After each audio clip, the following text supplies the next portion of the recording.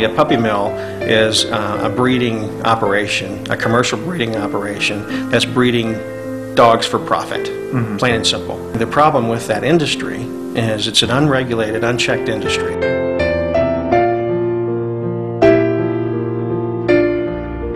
The images in the following program are highly sensitive and may be as disturbing to viewers as they were to us. However, we have to show the truth about cruelty to animals, praying that you will help to stop it.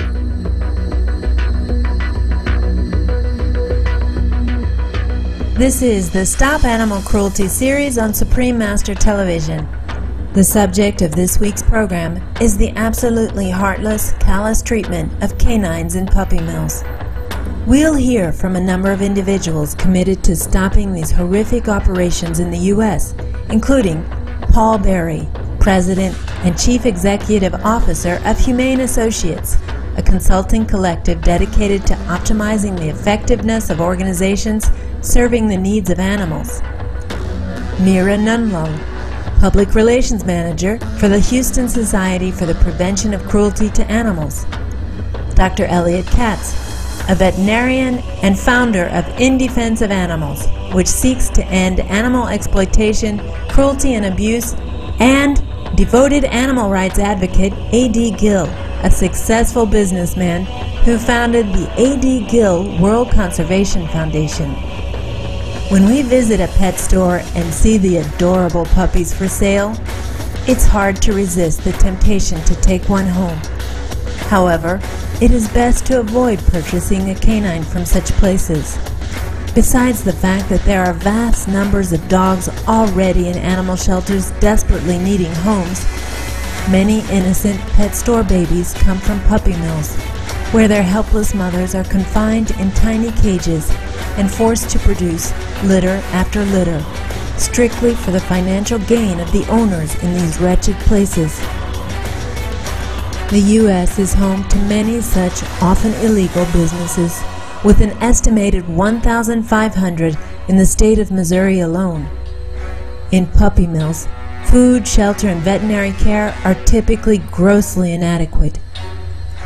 But Paul Berry, who has been involved in animal welfare work for almost 2 decades, shares another major concern about puppy mills. About 17 years ago, my wife and I were working in the corporate world and wanted to take a year off and get married and volunteer for a year for our long honeymoon. So that first year, that was our journey, you know, learning and researching and volunteering for animal concerns. And we started out in New Orleans, which is my hometown, and I started helping some animal groups there, and got into animal rights cruelty investigations.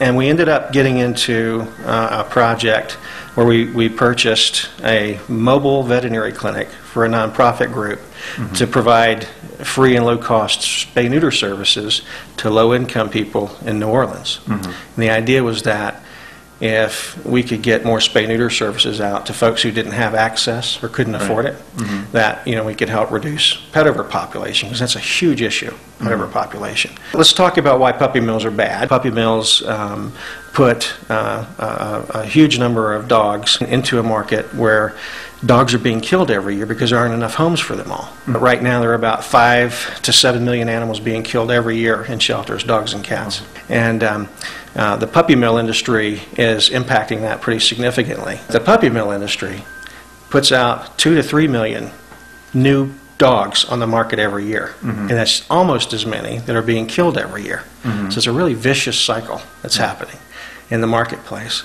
The puppy mills, people buy them, they're in business because the dogs are simply commodities. They breed them and try to convince people to buy them, and then you end up with millions of animals killed in nation shelters.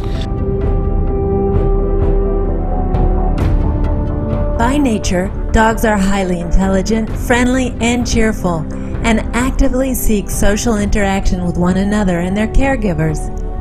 They enjoy eating different types of foods, going out for walks, and being in stimulating environments.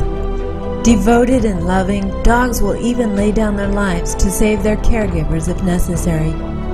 Imagine what it must be like for these sensitive, noble animals to live 24 hours a day, 7 days a week, in small, terribly cramped cages under dreadful conditions.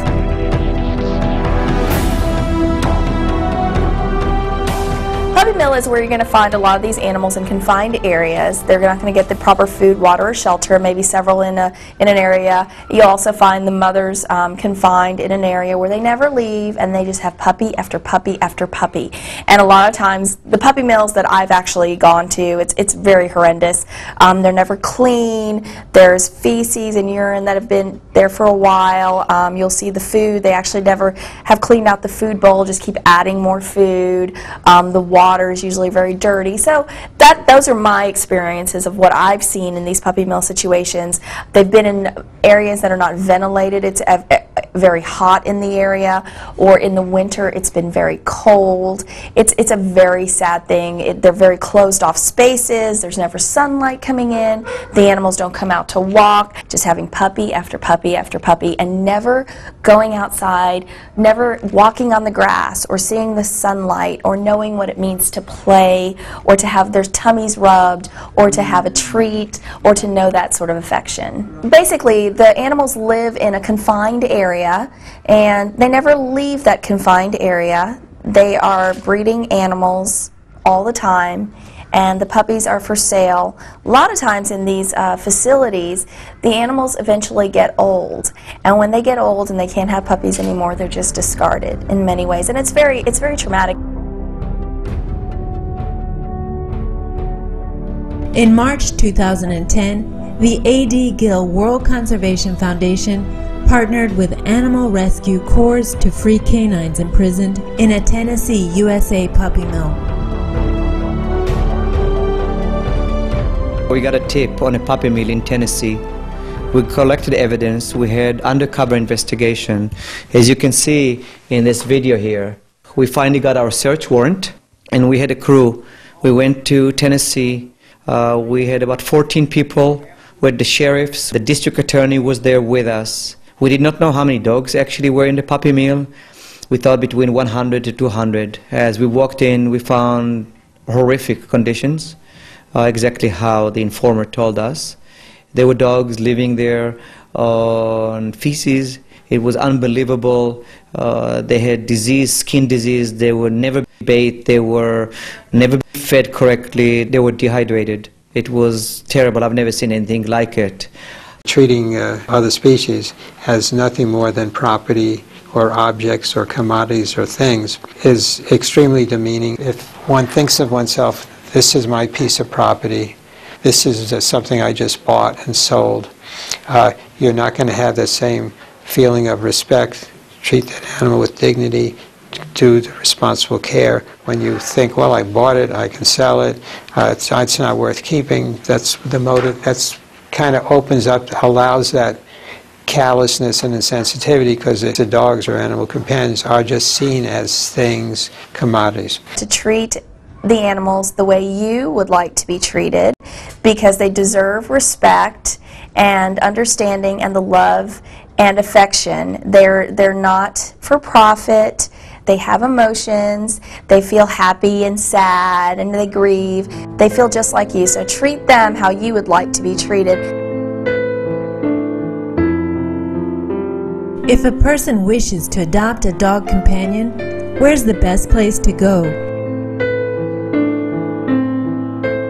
Anybody, that's thinking about helping with the cause or wanting to get a dog for their family or as a friend or a pal, please go to a shelter. Go to your local shelter, ask them about what dogs are available for adoption. If you have an eye on a specific breed, ask the local shelter about any breed rescues that work with specific breeds. But please don't go to a pet store that's peddling dogs and cats from puppy mills and cat mills. In an interview with journalist Louise King published in the December 16, 2009 issue of the Irish Dog Journal, Supreme Master Qinghai discussed the reasons it's best to adopt a canine companion from a no-kill shelter.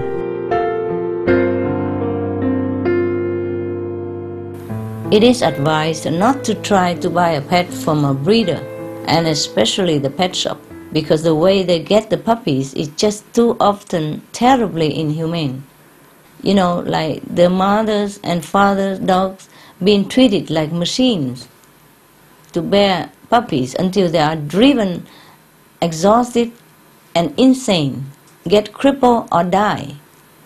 They and the puppies are miserably kept in tiny filthy cages, indoors or outdoor, exposed to elements. We mustn't support this practice.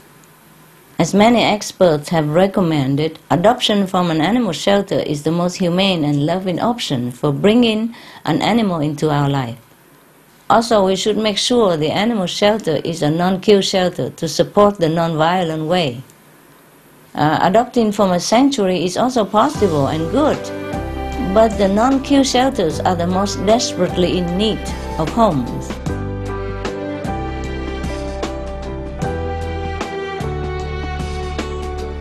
Many thanks to all those featured on today's program for working to end the deep suffering of exploited mother dogs and their babies trapped in puppy mills.